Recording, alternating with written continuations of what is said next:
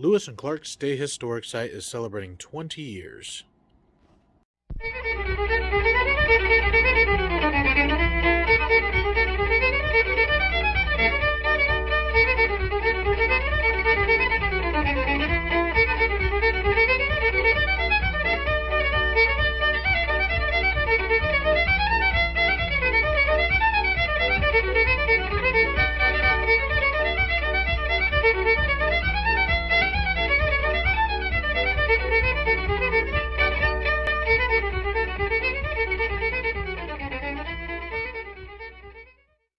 Hello and welcome to the Lewis and Clark State Historic Site.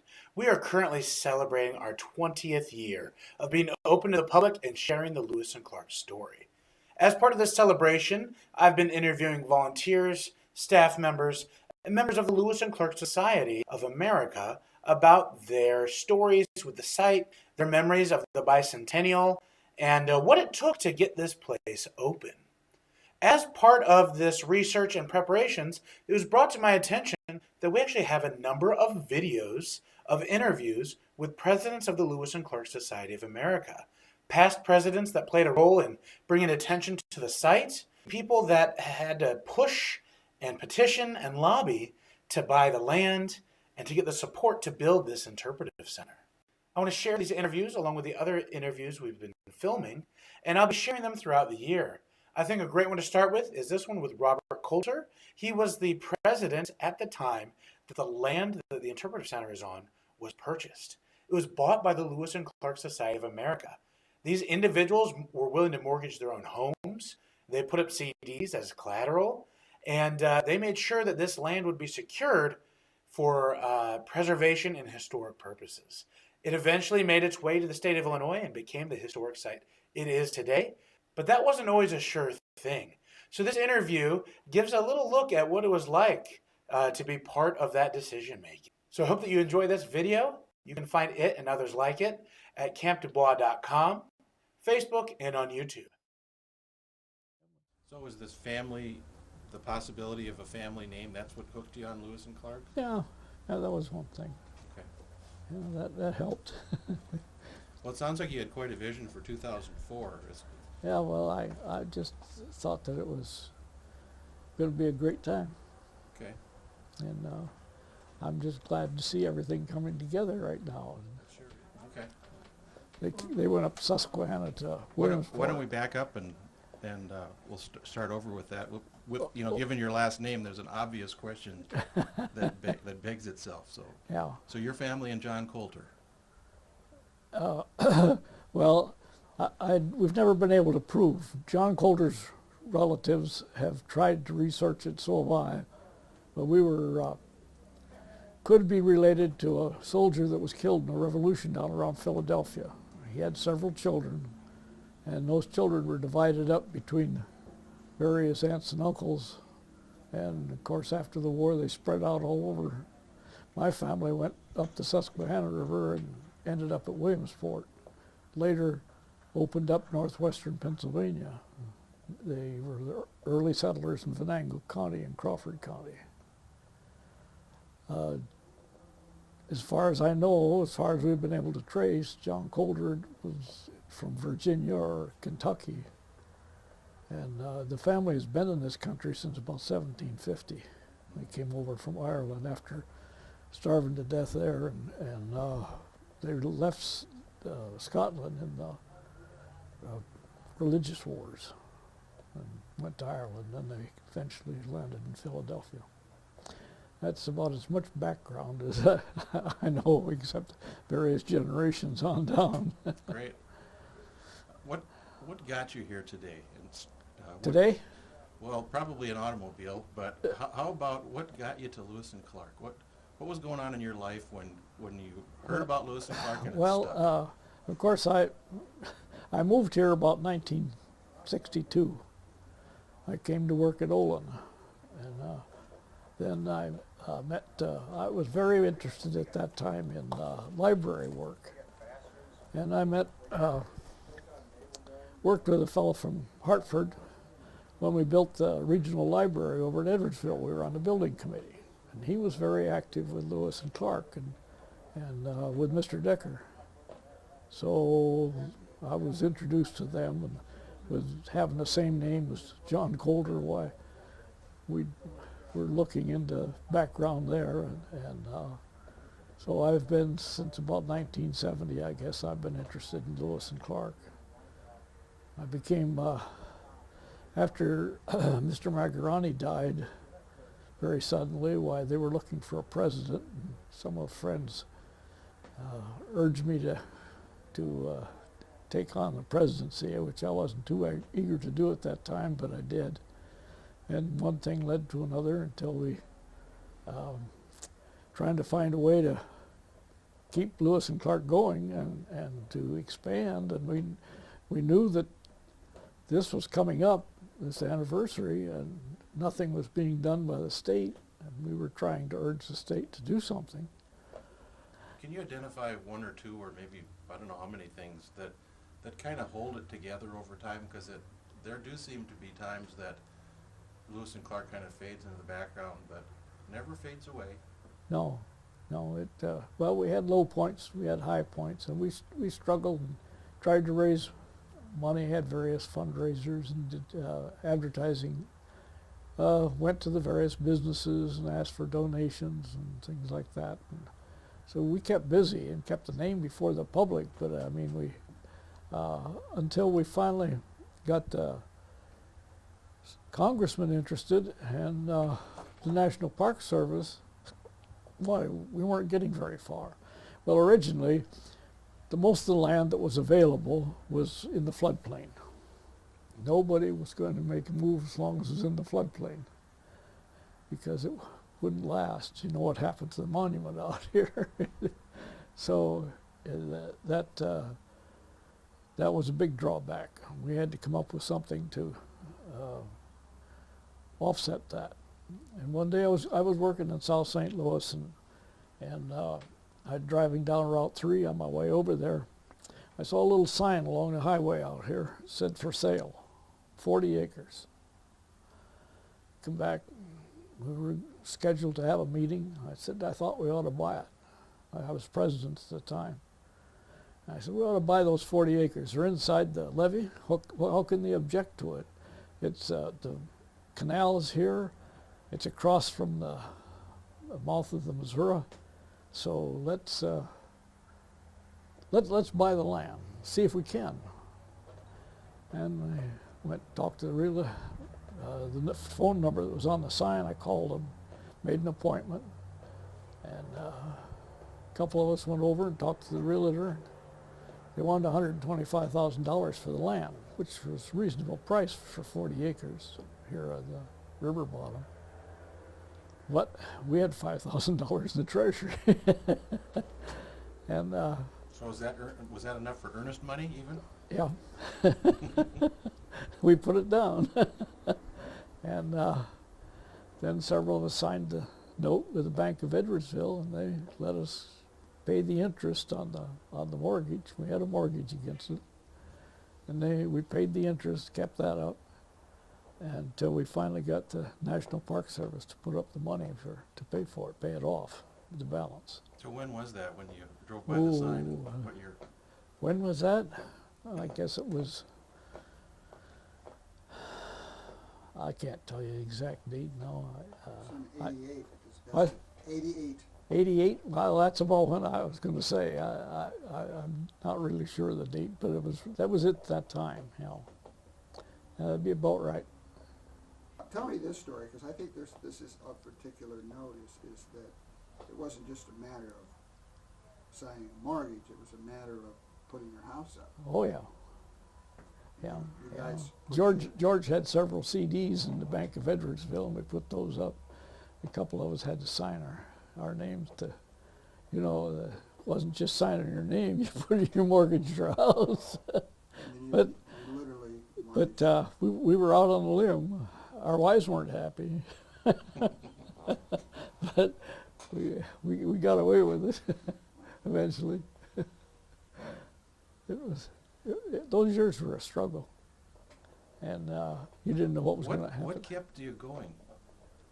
Well, just the thought that we knew that this is going to be a big time.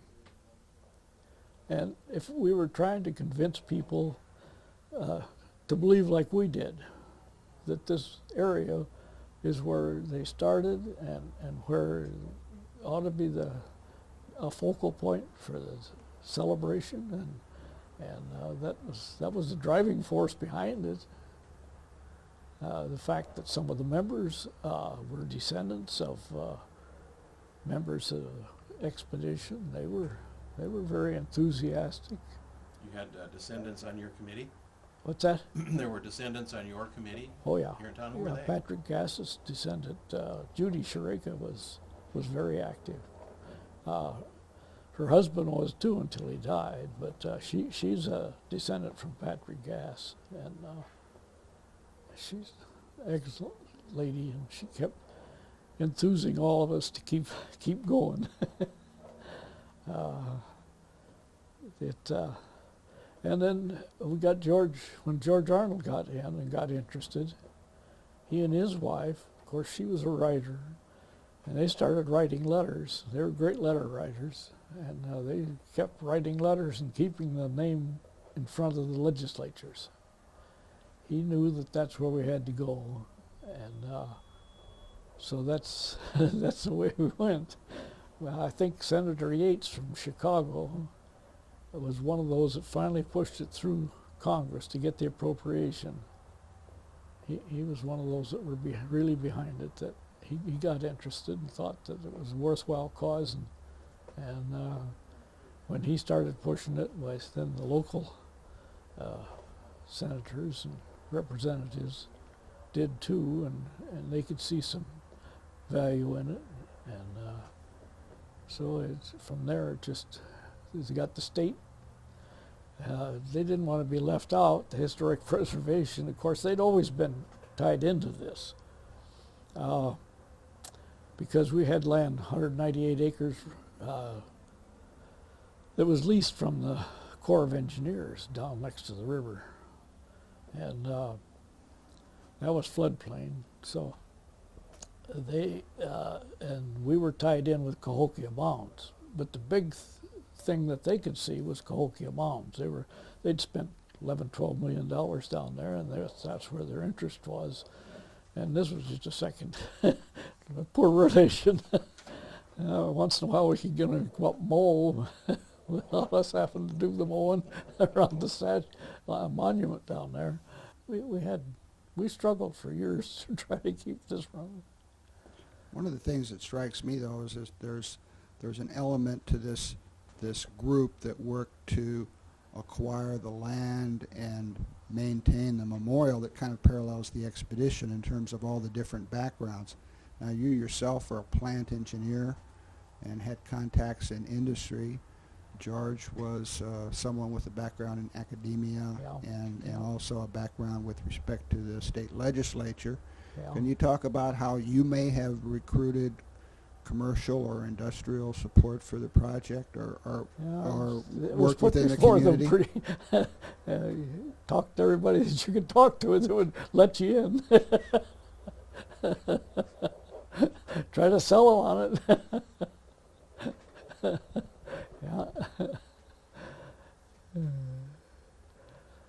It's almost like you took this on as a job, because you retired, you came right out of retirement, Yeah. and I don't know what your aspirations were, but suddenly you're doing Lewis and Clark full Well, time. just wanted to keep it going. It's because as far as I could see, that this 204 was going to be a big time, and I didn't realize, didn't even know whether I'd be around 204 at that time. I've lived a lot longer than I expected to. Well, did you retire? Did you hope to fish or something like that, and then got hooked into Lewis and Clark? Or? No. I'm not a fisherman. I got interested too. It was a twofold venture, because being with the name of Colter, I got interested in genealogy and studying to see if we could get the connection, if there was a connection. And I've got nephews and brothers that have been out here, and they go down to the arch and look around and see the name down there, and some of the nephews would get all excited. There there was the Colter name, and they were with Lewis and Clark, and so they got interested too. Is there an age in someone's life where the Lewis and Clark itch starts to get scratched, or is there a certain age that you are that? Well, I was older when I came out here. See, I was 45 when I came to East Alton, and now I've been here over 20 years. I mean, over 30 years. I guess it's over 40 years, actually. So it was, I guess, it was my interest in libraries and the work. I was on the East Alton Library Board for 18 years. And they started the regional library. That's where I met ex-Governor Edgar. He helped us here when he was in office. And just knowing those people helps. I guess it was that library interest in starting to read and get more of the old records and seeing the records that had taken place here, trying to preserve those. It's just all that. I'm a history buff. Anything else? Well, when I have conversations with people from time to time about the history of the society and what was accomplished, invariably part of the discussion is, well, why did it take so long? And we see it now as perhaps the only way to use the land. And no one really stops to appreciate how many other views there were and how for years that captains of industry were a barrier to development. They didn't, you couldn't get them interested. No, they didn't want to spend their money that way. And had this been industrial ground and not farm ground, would you have been able to buy it? That's right. But the lady that owned this ground, she lives in Kentucky. I'm not sure whether she's still alive or not, but I've been down and met her after we put money down here. Why? She didn't push for her money. She was willing to wait until we could get it. And she knew what we were up to. But she was a descendant of the original land grant here.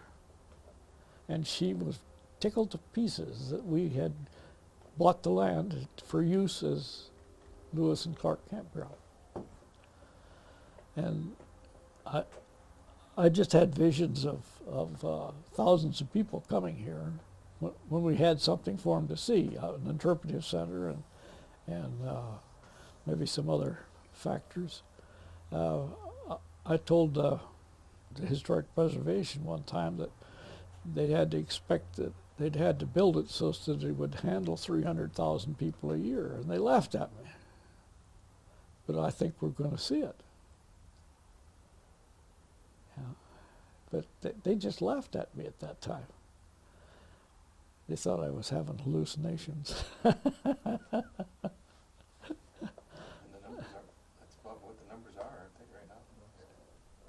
We did 170,000 in our first year.